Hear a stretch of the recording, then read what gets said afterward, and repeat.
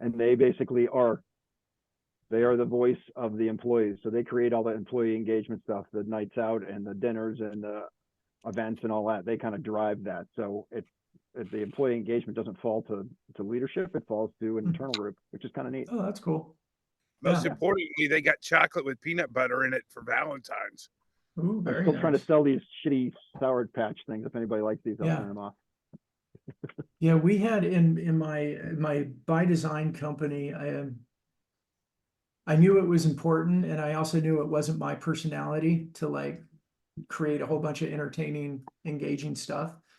So I had Pat, who she was like my mom, personal assistant, and she created, we called it the Fun Friday Squad. And what we did, because we were in Idaho and it was cold, kind of like you're outside right there, is every Friday from Memorial Day to Labor Day, we did a event.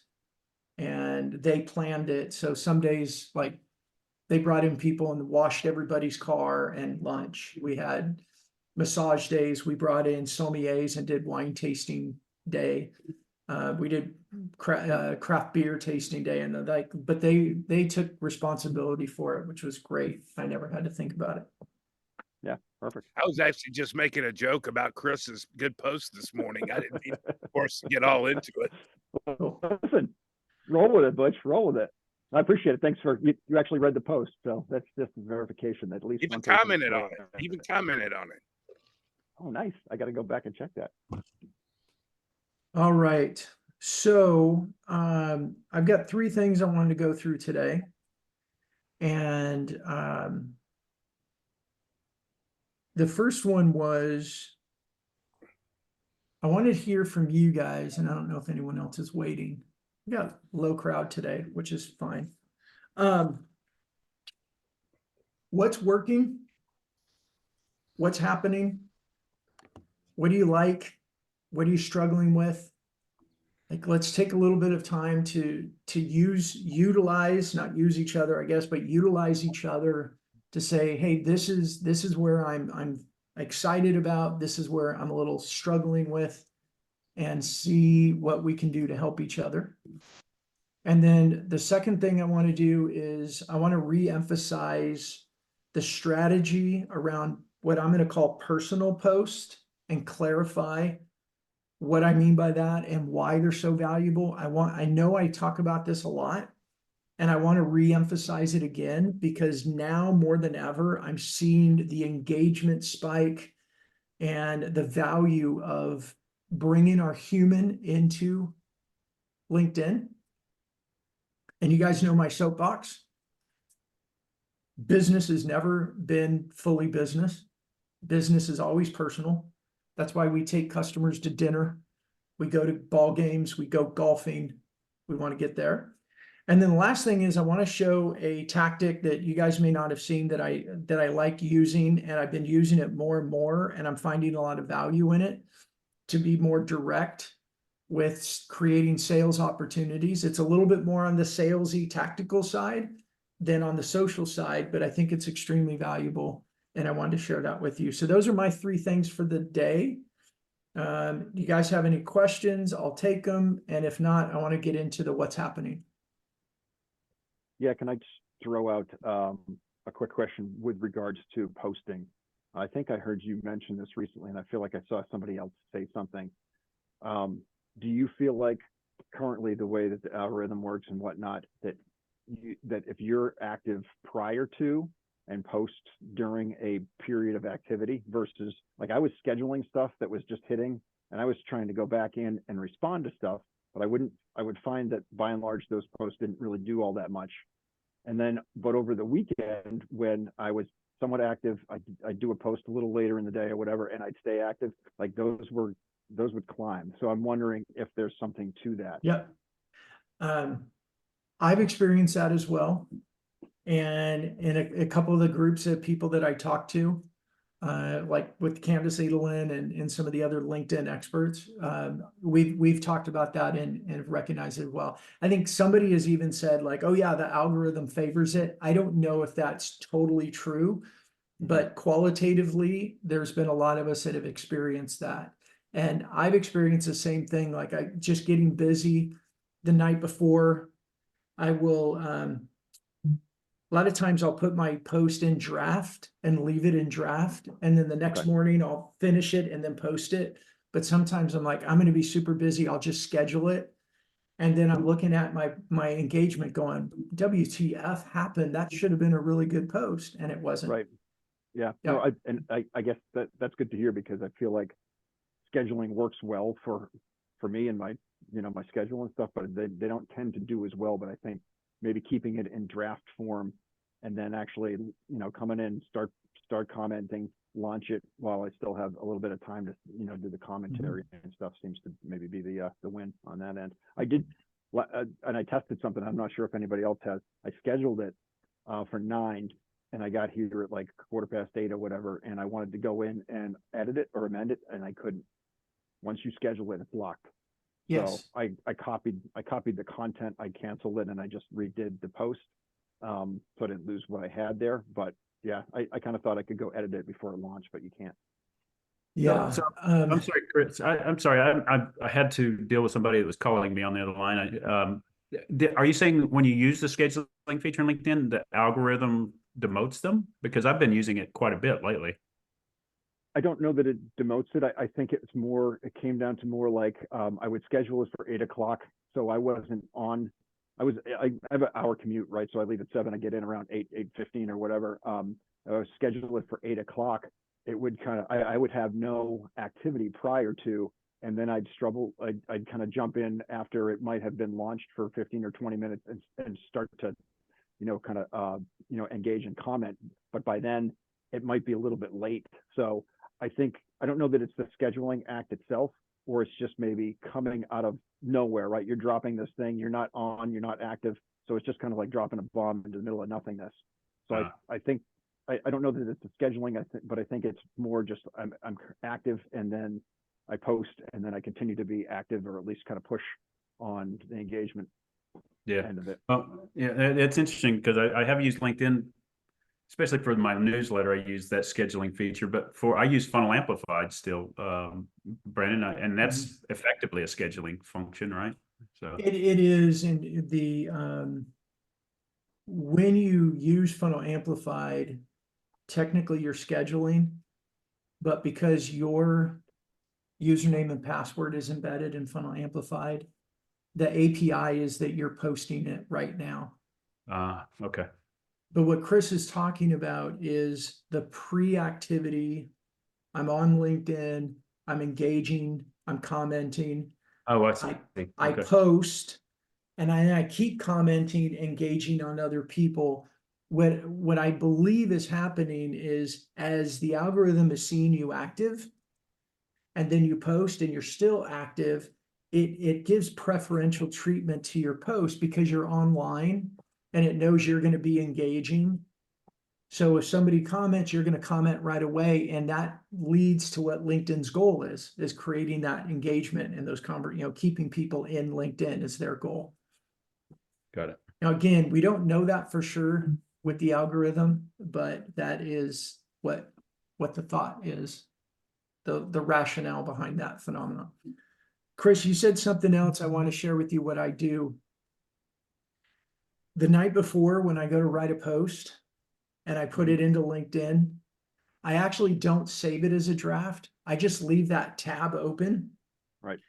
Then I open another tab and I go do all my LinkedIn stuff, shut my computer down, and then the morning I open it up and I go back to that, and then I finish it, and then I post it there, so it's not scheduled. But in my mind, I've kind of scheduled it. If You've done the will. work to create the content and so forth. That's kind of what Yeah. I'm getting at. Is like, if I try to do it in the morning, I run out of time. Right. Okay. And you've never The other thing that I hit a find situation where you've lost that content, right? That open draft just stays. Okay. Here's the other thing that's weird. Hey, Jeremy. Hey, everybody. Sorry I'm a little late. It's all right. Jeremy. The other thing that's weird for me, and maybe you guys experience this, is I don't write as good a post in like a Word document. I don't know why, but mentally I have to, when I'm in LinkedIn and I've got the LinkedIn design and everything around it, I feel like I'm more creative, or I write a better post. So That's why I open up the tab. I write it in there and then I just leave that tab open until I'm ready to publish that post. Open up other tabs to do other things. If that helps you guys, it's an efficiency strategy for me, because at any given time, I'll have a tab open on a post I'm working on. I'll have a tab open on who's viewed my profile, and I'll have a tab open, maybe even a couple from my LinkedIn or my fist bump curated lists that I'm working towards. And I know, Cups, you're going to tell me don't be so multitasked. It's not a good use of my time.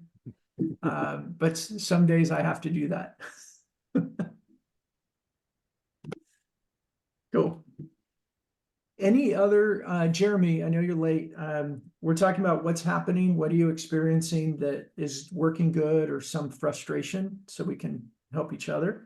And then we're going to talk a little bit about the value and the strategy around personal post. And then I want to go in and show you one of my very specific tactics around my network that seems to be working real well. I want to let you guys know that if you want to incorporate it. Okay. So anyone else, something that's working well that you want to share with everybody, or a frustration? Yeah, I'd say video is working better than anything that I do. You've published a few video, or not you, but Reem has published a few videos on my behalf that you recorded with me. Mhm. But I just did one on my own the other day for a conference I'm attending in 3 weeks. I saw that. And there were in the private group that I also posted it. I got several people that I do want to meet with at that conference that noticed it, whether they liked it or what. And so, making the one video once and then putting it in my standard feed, and then I went and put it in 2 groups that I know are associated with this conference. So that was very beneficial. I believe it will be. So Yeah. What, that's awesome, Cups, and thanks for sharing that. When you put it in the private group and you see engagement, are you doing anything with that engagement?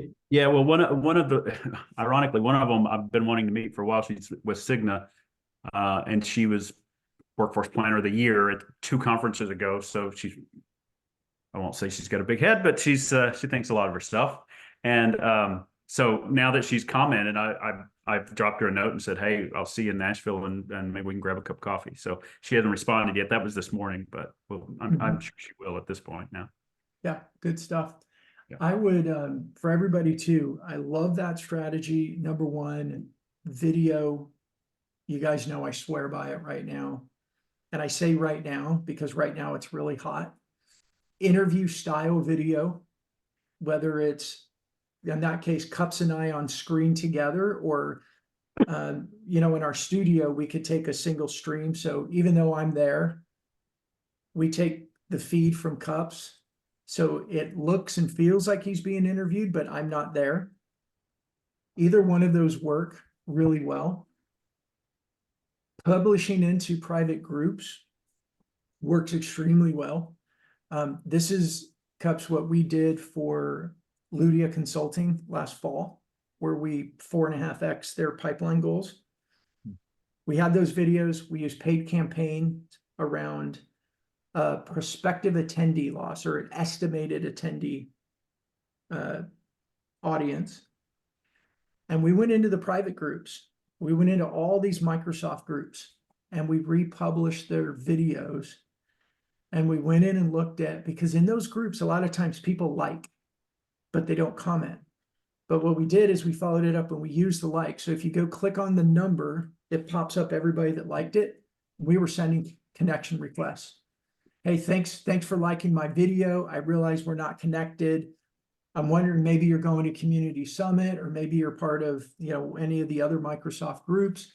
Very personal. Send a connection request. Got it. And then we'd send them a message about going to Community Summit. Are you going to be there? Could we schedule a call? Come see us in the booth. We even took some of the future videos and shared it directly with them in direct message. Hey, Cups, I know you liked my video on XYZ. Here's a follow-up video from my colleague who is doing it on da-da-da. And by the way, they're going to be leading a breakout session at Community Summit if you were interested. That type of stuff. We're just keeping that conversation going. So I like that flow that you have. Video on your profile, video into groups, and then anybody that likes it, comments on it. we're all over it. The other thing you can do in future videos, tag the people that have commented on it. Hmm. Right? So what was the workforce person of the year? What's her name? Jesse. Jesse. Jesse, I know you liked my last video on XYZ. Wondering what you think about this one. Yeah. Yeah. And I plan on I did this one on one topic. I'll do another one on another topic. And then the third one right before the conference, I was going to do more in Nashville. We're going to be here and, kind of logistical thing. Yeah, very cool. Were you guys able to put a paid campaign around it by any chance? No appetite for it. I know. It wasn't invented in the UK. So there's a reason that our ancestors all got the hell out of the UK and came here. Yeah. All right. I have a question, guys. Can I just parlay on what you guys were just talking about? So when you say posting in private, taking that content, putting it in private groups, can you just expand or shine a light on that a little bit more? I'm not sure I know what you mean. Well, for me, Brandon can talk private more educated about it. I can just tell you, for me, Chris, there's a couple of groups that I follow. One's Operation Excellence, Operations Managers. One's this particular group, Society of Workforce Planning Professionals, they have a private group in LinkedIn, and so that's the conference I'm going to, and they have a LinkedIn group. So it just so happens that I could publish in that group because I'm a member of that group. So that's what I was referring to. Brandon may know a lot more tricks and stuff to it than I do. Yeah, Chris, are you familiar with LinkedIn groups? I think I am, but can you give me some more specific? Yeah, so Like it's I feel like I'm interesting. part of like CMO, CMO group Yes. or whatever. Like a million people are in it. Okay, so that's what Yep. we're talking about. Like Chris, one That's would what we're be like talking about. Chris, one would be for us like printing professionals or marketing professionals or those are several different marketing professionals are in those particular groups. But from what I'm looking at, people aren't very active in them. It's almost, they're almost kind of spammy in a way from what I've seen. So I don't know how to differentiate, that from, anything else. Yep. So 100% spot on, Jeremy. They're a little spammy. They don't get a lot of commenting, but they tend to get a lot of likes. And so the reason that a lot of people go, oh, LinkedIn groups don't work is that mindset. Oh, I'm just going to go post stuff and POs are going to fly out of the sky and fall in my pocket. Mhm. Well, that doesn't work. But if we do the work, especially videos, we post in those groups, the easy button for people is they like things. Well, number one, we get the video, we got the captions, they're getting mind share. We want that mind share. They're experiencing who we are, our brand, our voice, our face, all good stuff. When they like it, that gives us the opportunity to go and send them a connection request, right? Hey, Butch, I saw that you liked my video on XYZ. I noticed that we're not connected, but I know she said you liked my video on XYZ in ABC group. We're both members of it. I was looking at your profile. We're not connected. Let's change that. Now they're a connection. Then you do what you want from there. If they're an ICP, you ask for the get to know each other conversation. If they accept it, great, you're off and running. If they don't, well, you keep publishing in that group, and they're a connection. So you keep your publishing there. Don't put everything in your group. People get bored with it. But it's about what do we do with the activities to extend our goals. Everybody that likes it, look at it. Do you want to connect with them? Connect with them. If they connect, do you want to talk with them? Ask for the conversation. This is why when people say, oh, LinkedIn, how much time is it going to take? Well, you're looking at it wrong. It's not about how much time is it going to take. It's how valuable do you want your time in there to be? LinkedIn is not a silver bullet. Sales has never been freaking easy. By the way, I don't know, I had an earlier call today. I've been cussing today for some reason. Like I'm on my soapbox, I'm all fired up and I've been cussing. So I'll just apologize in advance if I drop an F-bomb here. But look, sales has never been easy. So we got to get that mindset out. But if we do some of these things, it takes a little bit of time, yes, to Cups record your video. It's a little bit more time to then take it and publish it into your groups. Yes, it's a little bit more time to go back into your groups, look at your notifications and see that people have liked it. A little bit more time to go and click that number, look at everybody. Who do I want to know? In my opinion, they've opened the door for you to reach out to them because they liked your post. You could reach out to them in a non-dick way, right? In a non-rude way. And now you got a connection. They might be in a target company. They might be your ICP. They might just be a connection. But even at the bottom of that is our connection numbers, even though it's a bit of a vanity number, it's important because when people look at your account and go, wow, you got 6,000 followers versus, wow, you got 500 followers. That perception's important. So take that time and build those connections. But take the time to use what's available to you to go deeper and really be a salesperson, not just, oh, LinkedIn doesn't work. Am I on my soapbox enough today? Hey, stack another one on top of each other, you know, go for it. Oh man. I got a question about, you know, I'm still trying to come up with a plan as far as writing content. You know, I want to do some videos, you know, share, Mhm. you know, break down my personal story with some videos and, you know, just get out there more, you know. What are you using for, does LinkedIn automatically do captions on their videos? They now? do now. Okay. Yep. Takes that all off your plate. Okay, cool. As far as I still have an issue with fist bump. Were you able to get that worked out? I can't get logged in. Remember, I sent you a video a couple days ago. I thought Daniel handled that for you. I never got no notification that he did anything. Okay. I'm sorry. That's okay. Let me take a note of that and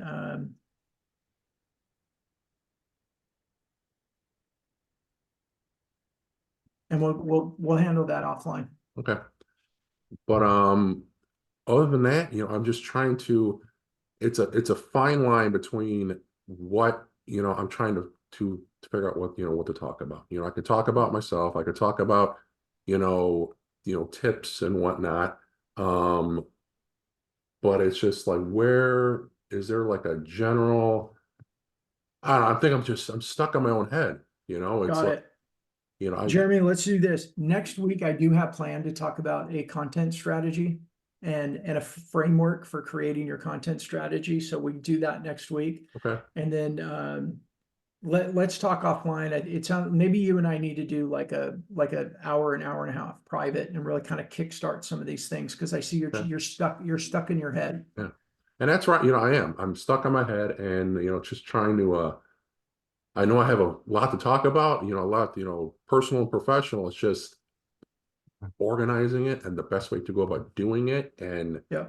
you know, Okay, here's what here's gonna be my my 2-word counseling session. Stop it. Right? Stop overthinking, stop it. Bob Newhart, right? Stop it. Just start trying things. You're not going to figure out what works and what you like if you're just sitting on the sidelines going, I'm trying to figure out what to post. Right. Just start posting. Go look at Cups, look at Butch, look at Chris's, look at my post, look at it and go, oh, I could do something like this that's similar and try it. We'll talk next week about more of a content framework. But just start. You're not gonna learn by sitting on the sidelines. Right. I agree 100%. All right. Okay. Let's do it. All right, I'm going to move into, and we are talking about personal posts. So look at that. We're going to transition right into it. Guys, here's what I'm seeing. And Cups and Butch, you guys will know this. I've been really laughed at a lot over the last couple of years. because I talked about bringing our humanity into LinkedIn, doing those personal posts. The challenge that we've all experienced is LinkedIn, I think, somewhere around these lines.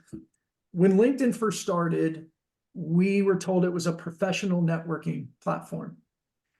Simultaneously, we had Facebook that was personal. And so there was this division that was created, if you will. Facebook personal, LinkedIn professional. And we all got in this mindset that we don't do anything personal in LinkedIn. Right? And my soapbox has been calling BS on that, because business has always been personal. Cups, can I pick on you or just use you as an example? In your career, what would you say is your biggest asset in sales? Easily the relationships that I built, I mean, and just getting to know people and understanding having, I guess, empathy for their problems more than anything. Yeah, which includes, because when you say getting to know them, it implies them getting to know you. Yeah. Right? Butch, you had 40 years in very successful sales career. What was your biggest asset in building sales? You're on mute, or your audio is disconnected.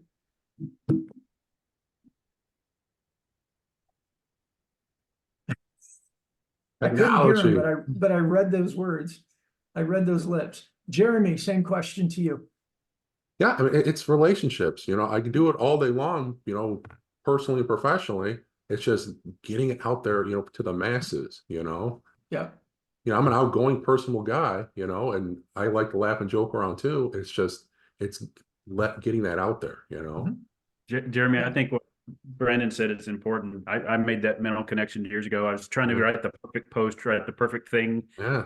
and just and drop the perfection and just get yourself out there. Your personality will come out eventually. You'll find a groove and you'll get it out there. But if you wait for perfection, you're just delaying a connection that you might have made today versus 4 weeks from now, right? So kind of get out there and do it in smaller chunks. You don't have to write a long post, just a small post about how you felt today or had a success today or whatever. Just do it and don't wait for perfection would be my advice, at least. And you're paying me for what you're getting, so nothing. So it's up to you. That's not true. He's getting a lot. This Yeah. group is encouragement for that stuff. And Jeremy, I'm going to say this because I know you've already given me permission to. We use the strengths. We use what we have. Right. I post quite a bit about my family because number one, that's that's my life revolves around my family. But I also get people remember me for it because I got 5 freaking kids. Like people go, that dude's nuts. He's got 5 kids. So I talk about my family a lot because they remember me. Let's use your MD to your advantage. Right? Share your story. Share the stuff that you're going through. Like I've thought of, you mentioned earlier about the whole like the interview style thing. People ask me questions all the time. Can I ask a question, like just post a question, Jeremy, just a random question, and then I just answer it with video? How does that sound? Just do That's something great. like that. I mean, Yeah. Cups, what did we do with you as part of now? Cups is in our executive concierge program, so he's not just in the coaching, but he gets, obviously comes in for that. But Yeah, what was I your mean, experience? Yeah, they just asked me a question and I responded, and a lot of times they just show the response, not the question. Yeah, like I'll just type the question out in the post, and then just add a video that answers it. Yeah, and what you might do is just to say, you might, if you feel more comfortable with this, hey, I get this question a lot, see my response, and then in the video or something like that. Or a particular client asked me this last week, I wanted to share with my other clients, that kind of thing. So it kind of brings it home. Yeah, I can do that. For That's what personal. Brandon interviewed me, and many of the clips they posted that they don't even show the question. It's just my post, right, or just my video. Now with my with the video I posted for that trade show, Jeremy, I did a little more hey, if you're going to Nashville on March 3rd or whatever the dates were, I want you to stop by and see us because of this reason. But it was more at a particular audience. Okay, Chris, cool. you have been creating posts lately with around your dog walks. Can you share with everybody what you're doing, what your copy is, and how it's working for you? Sure. Yeah, so just a little background on it, literally going back to like COVID when there were no events, I was looking for things to post about. So I would post old pictures of exhibits, Throwback Thursdays, but I also was an avid hiker, dog walker. So I started posting pictures of myself and the dog out. He's my accountability partner. It's a health thing. He gets me up every day. We go do the hike. In the beginning, it was really just more kind of general commentary. This great sunrise is going to kick off a great day. What are you doing to make your day great? Right. So I played it very kind of, kind of overarching and a little fluffy. And as we've moved forward with Brendan's, kind of, direction, he's like, you need to dial it in, or I suggest you dial it in a little bit more. So as of recent, once a week or so, I'm like, this is my thoughts from my hike, right?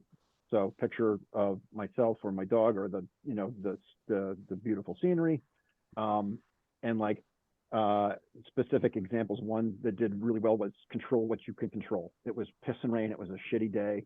I had a shitty week, and I kind of just talked about vulnerability and like I got to get myself up out of bed. I can hear it. I can hear the rain beating on the windows, and it's crappy out. But yet here I am. I'm doing it, and I'm following through with my daily routine because it's important to do it.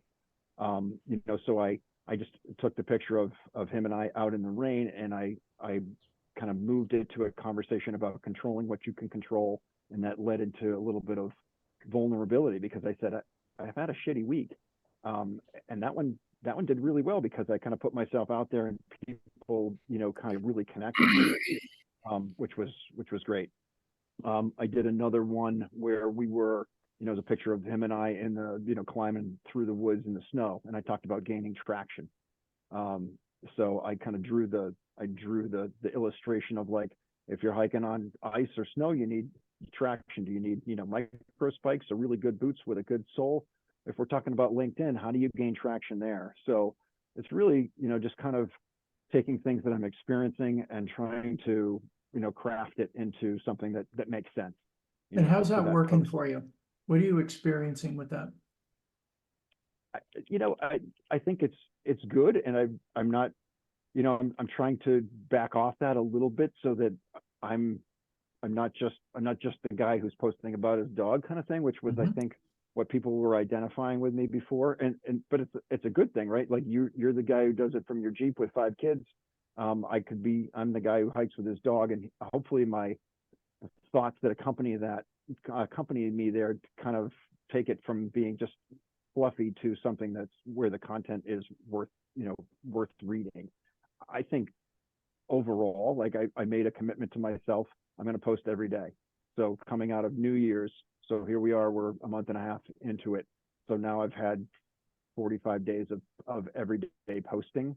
And just over that period of time, I'm seeing just the consistency. I think that's the biggest thing. It's just the consistency doing it on a daily basis. And now what I find, and Jeremy, you might benefit from this as well, is like I look through old pictures, I look through old posts, I look at other people's posts, and then I just start thinking about ideas and I start jotting them down. Here's a post idea, here's a post idea. And I'm not mapping out my whole week or month or whatever, and I don't have a grand strategy other than like I post about leadership, I post about company culture, I post about trade shows, and I post about health, right? So I limit what my conversations are about, but they all kind of tie back to, something. So I look for an image that might be, it's kind of the image is part of the hook. And I lean into either things that I'm doing or the visual nature of my trade show business, where I've got pictures of cool booths and I can go back and talk about why that worked, or we're really excited about rolling this out for our client next week or whatever that may be. Does that kind of help, or is that what the direction you were looking for? Yeah, well, I just wanted you Yeah. to share it.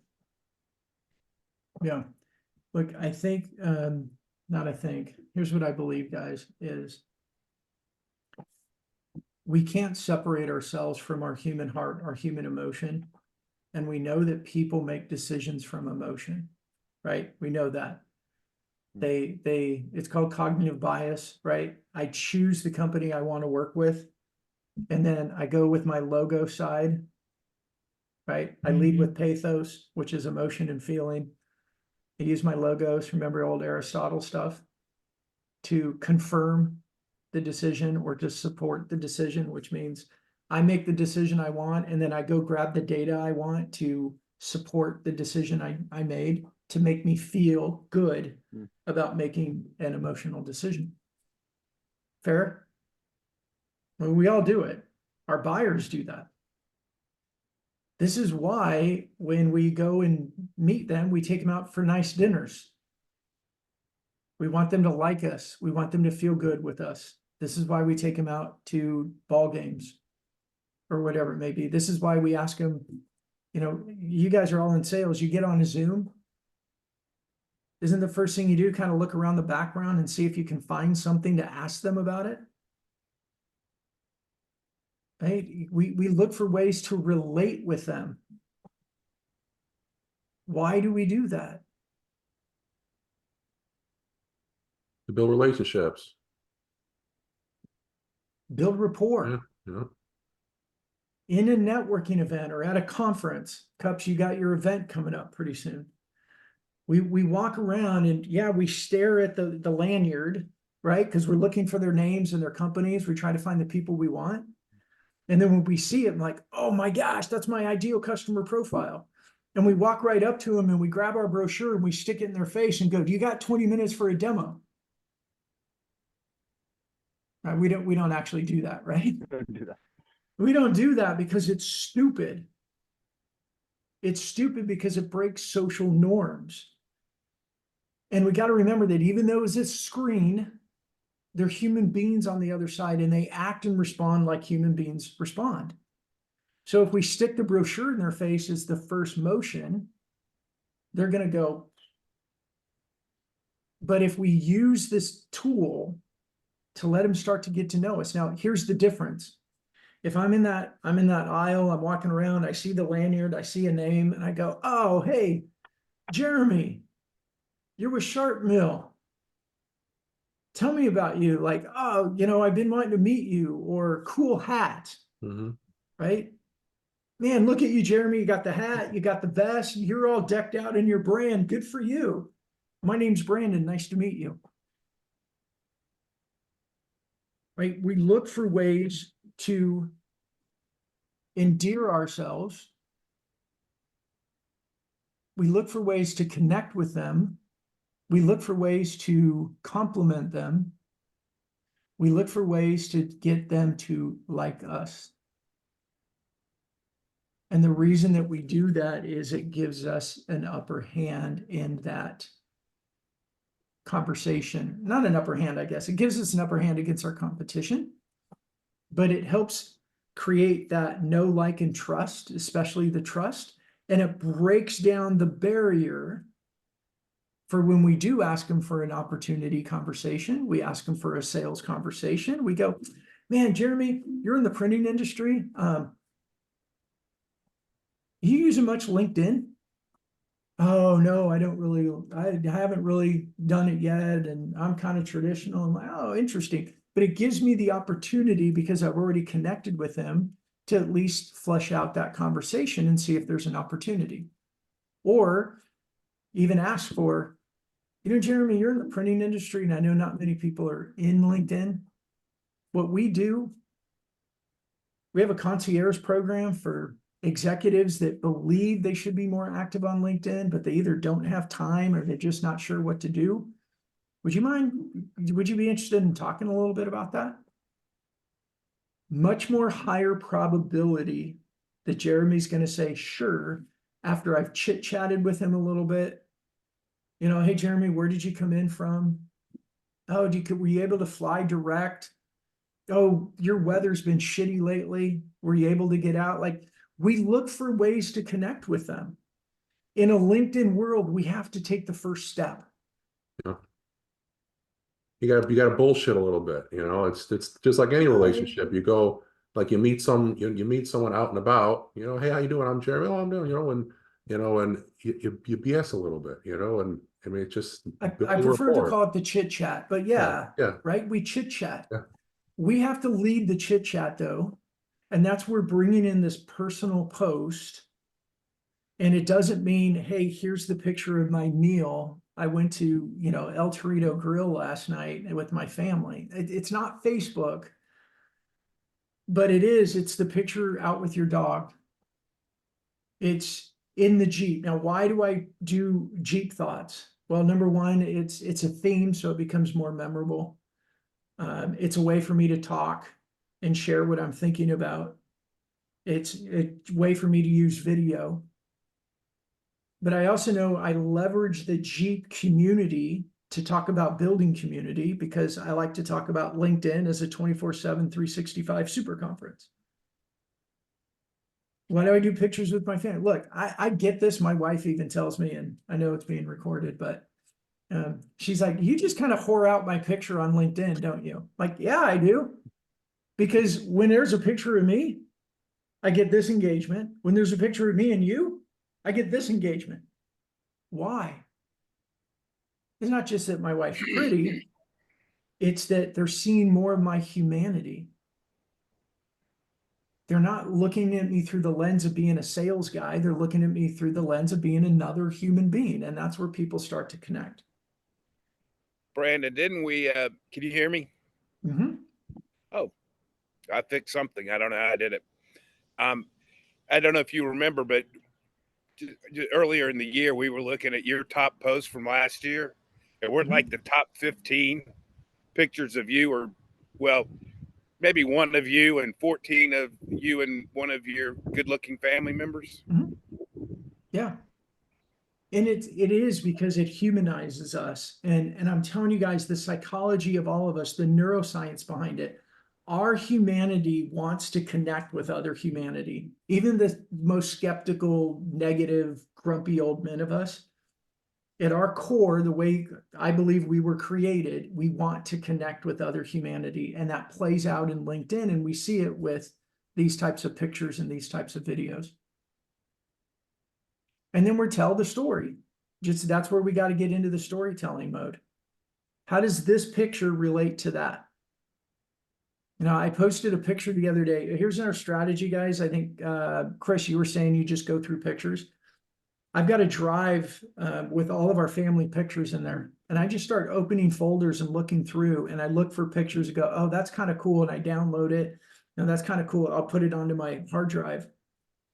And then I start looking at them and I just wait to see, okay, where could I relate? Oh, that picture, it reminds me of this, and I could craft it into the story about this.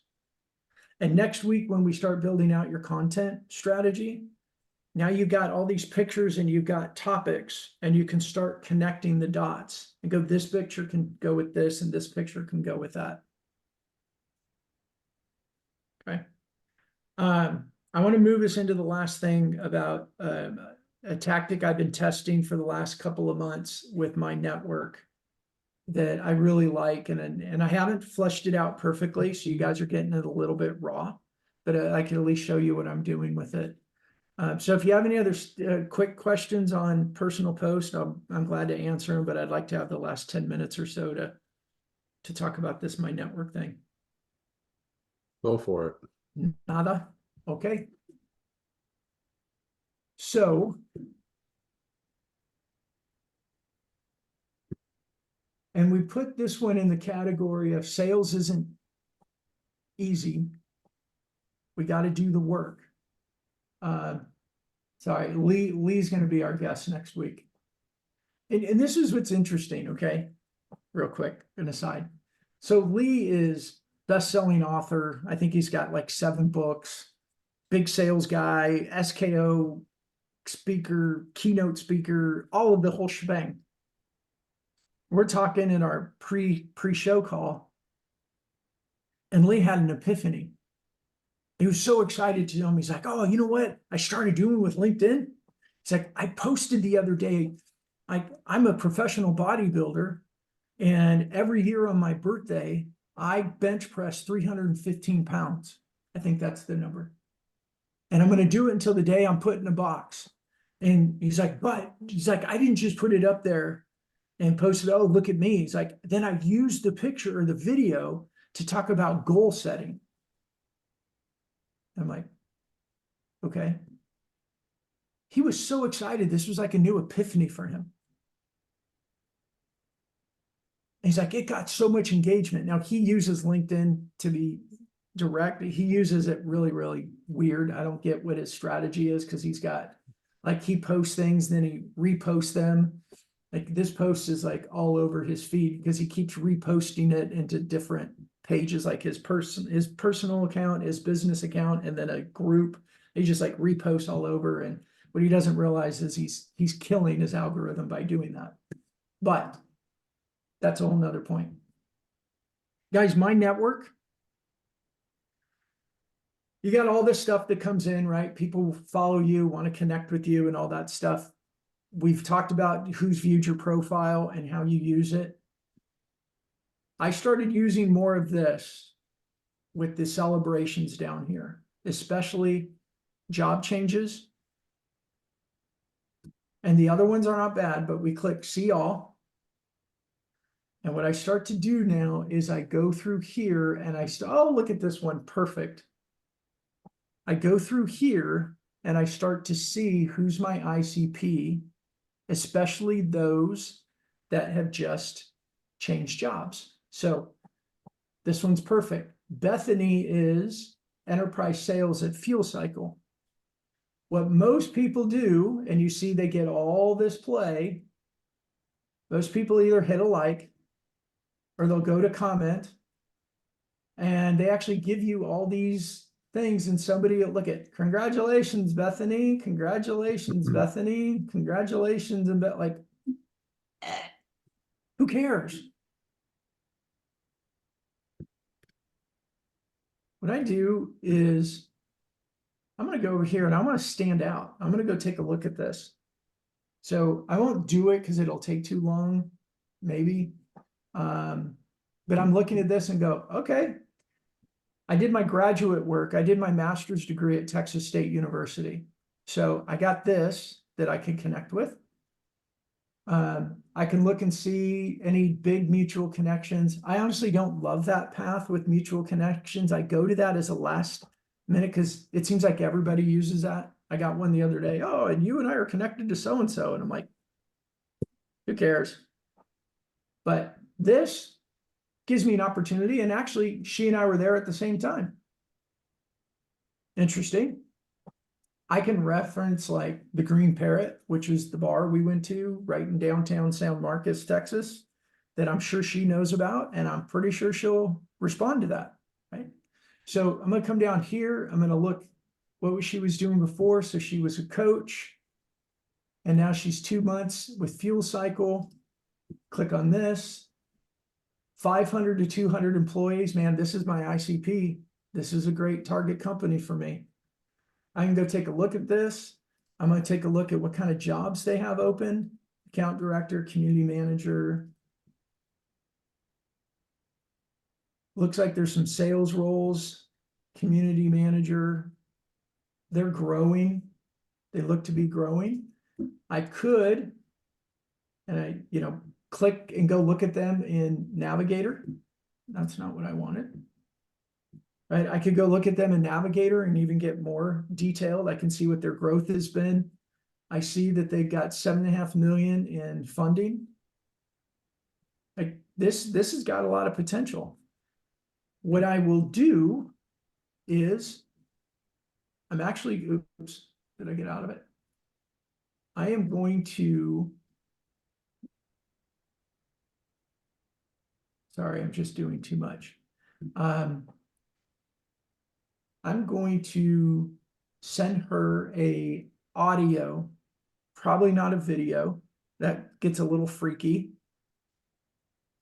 I find from men to women, I'm a little hesitant to lead with video. Maybe I'm overthinking, you know what, I'm gonna try a video with her. But I'm gonna say, hey, Bethany, congratulations on your new job. We've been connected. I can come here. We've been connected for a couple years now. We've never really talked.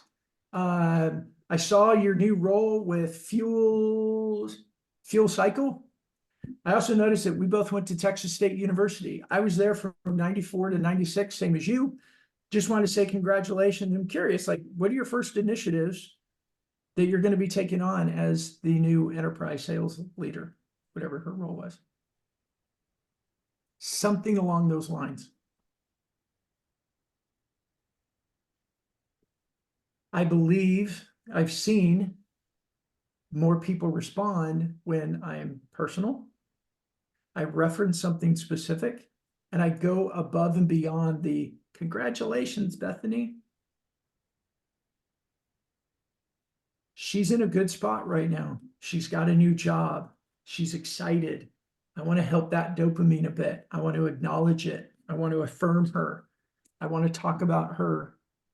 I'm going to pull all the stuff that I know out of this sales Bible. And I want to endear myself to her because I'd love to get to know her. Hey, Brandon, can I just ask a tactical question on what you would do with this as far as the video that you're talking? If you click more, that offers you, or would you make the video right in LinkedIn? Yes, I would come right here because we're connected, which is the only reason why I got it. I haven't even looked at this yet to see. Oh, we both went to Texas State. Beautiful. Yeah, so actually I will send, and I would change my video. I'm going to play off of this. Mm-hmm. You know, I may send her a message, and maybe even I'm thinking out loud. I may write something and say, hey, fellow Bobcat. That'll capture her attention. Bobcat was the school mascot. And I might even say in here and say, hey, if we were back in San Marcos, I'd buy you a drink at Green Parrot to celebrate your new role at Fuel Energy. Yep. Ha ha, congratulations. What are some of the first initiatives that you're going to take on in your new role?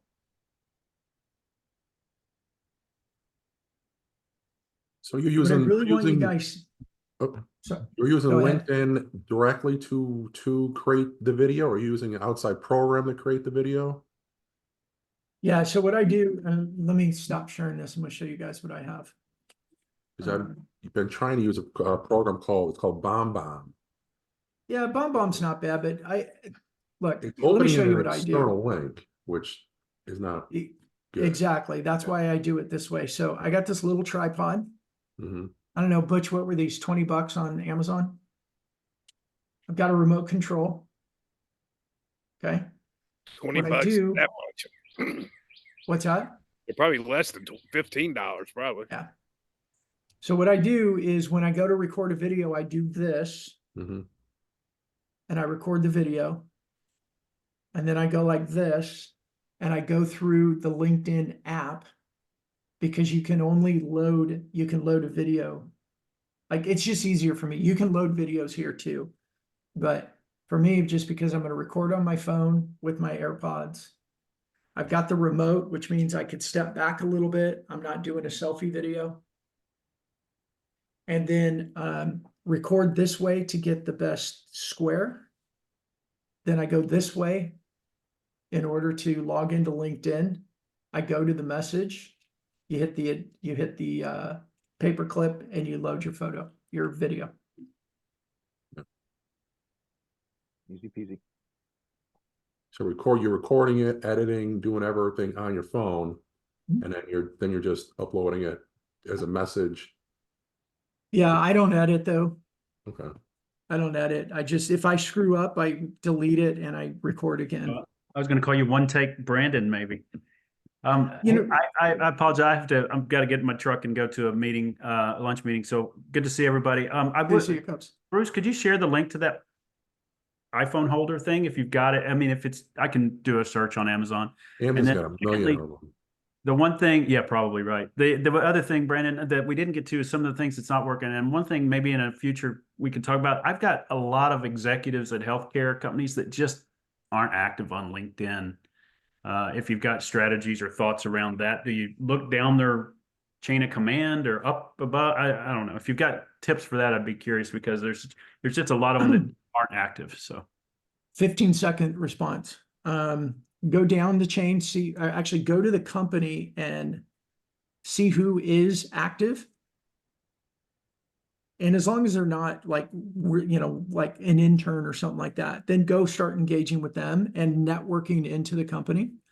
The second thing is go look at their post activity, not their posts, not their comments, but their post activity, and go see who they like and see if there's some big names, like see who they're following. yeah, Do they do the Seth Godins or some of those? Every industry has influencers, and I use it in air quotes because they're just people that have more influence. They're the consultants, there's the speakers, they're the authors. Every industry has those people. Go and engage with them. okay. But if they're not on, if you do all that, you exhaust everything, and your ideal person you want to engage with is not on LinkedIn, where does it? Can we email them, call them, without call them? Okay. Yeah, and I mean we can go into that too. Cups, if you got to go, please feel Yeah, I gotta free. go. Don't See everybody. feel Have a stuck. great week. All right. Yeah, Thank you. You Cups. too. This is what I would do is you can use your social content, like your videos, stick it in an email and share it with them, especially if it's not salesy. Yeah, I'm trying to do that with BombBomb, but with it being an external site, which does not, the thumbnail doesn't load in the email, Mhm. where they actually have, Yeah. it's like on your iPhone or whatever. If you open up an email, the images don't load right away. Yep. You have to Here's click what I that like to button. do, Jeremy. Take a video in LinkedIn, grab the link of that post and video in LinkedIn and share that. Then you send the email and say, hey, Jeremy, I wanted to share this LinkedIn post with you. It's about XYZ. And the reason I thought you'd enjoy it is because, and there's the link. Now, a couple things are going on here. Number one, I'm sending them a LinkedIn post, which is a lot less salesy than going to my website. It's a lot less salesy than going to BombBomb's landing page. And the content of the video should be informational, not salesy. And Right. you're in the copy of the email, you're telling them why you're sharing it with them. You're adding value, you're demonstrating yourself as being adding value, and you send it. And then the key thing there is you don't freak out when they don't respond. Do it again and do it again and do it again. And maybe at some point you send them one and go, hey, Jeremy, I've been sending these to you. If you don't want them, like, just let me know. I'll stop doing it. But I love sharing this stuff with the industry because we just be human. They're just other human beings on the other side. Yeah, I was just trying. I did a few of them over the holidays. Just reach out, just personal introductions instead of reach out and say, hey, I'm Jeremy Sharpmo Graphics. How are you? Just typing it. I just do a little intro video and BombBomb and sending them, just hoping, all right, we'll open it. Like, all right, this is a real guy. I'm not salesy at all. I'm just introducing myself. But out of 20, 30 of them that I did, 10 of them actually would click on the video to open. It's like I'm looking, just open it. I'm not trying to sell you. I'm just trying to introduce myself. But it's not about you. I know. Right? Yeah. They're expecting you to sell them. That's why they're not opening it, because that's what they get hit with all freaking day long. So how do you be different? Right? How do you be different? Because they're expecting you to be a douchebag salesperson because that's what they get hit with. So you're just getting thrown in the bucket, even though you're over there going, I'm not doing that. They don't know that. You've got to get out of that. You got to break away. All right, guys, I got to go. I got a 12:45. All righty. Thank you. Drive to.